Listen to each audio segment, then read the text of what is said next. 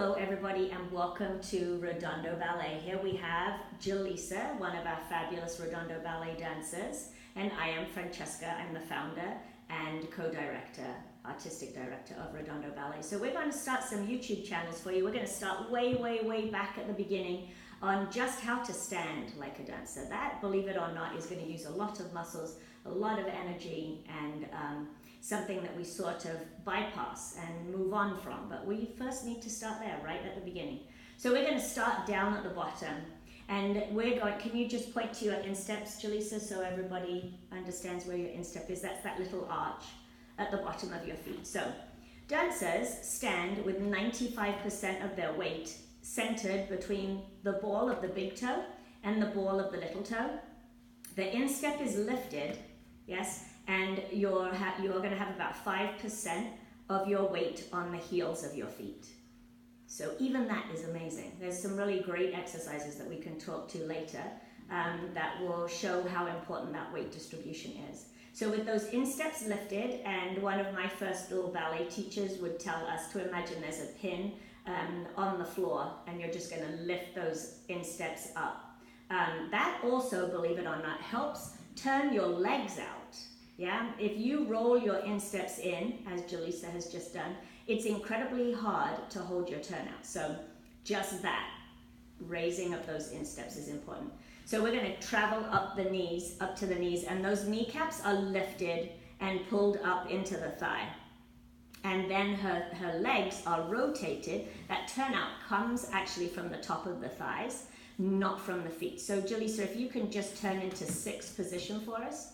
Thank you. And she's going to roll onto her heels and open those toes using the muscles. You see, and that was opened by the top of her thighs. And of course, lots of other muscles were involved in that as well. But that has given her what we call a natural turnout that she can support and is a safe point to dance from.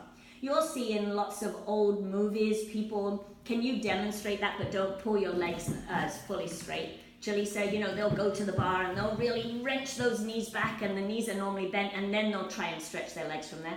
Those feet, that turnout was then held by gravity, yeah? It's important to hold your turnout from your muscles. So again, we're now up to the thighs with those legs wrapped. I like to imagine a spring, yeah? Fully loaded, pulling those thighs away from each other. Her stomach is pulled to her spine. So she hasn't taken a big deep breath in. There's no big breath at all. It's just that her stomach is controlled. So think of taking a needle from the back of your spine out through the front of your tummy, just like a teddy bear, and pulling that tummy to the spine. That's awfully a strong place to dance from as well. That's called your core, and your core is controlled, and that supports her spine.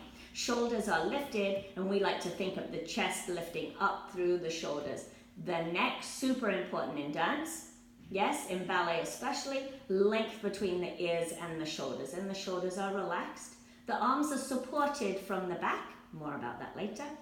Arms are nice and long through those elbows, energy through those fingers, chin lifted, yes. Now, if we turn you to the side, we turn décoté, you'll see that there's a nice straight line from the shoulders, over your hips, over your knees, over your toes.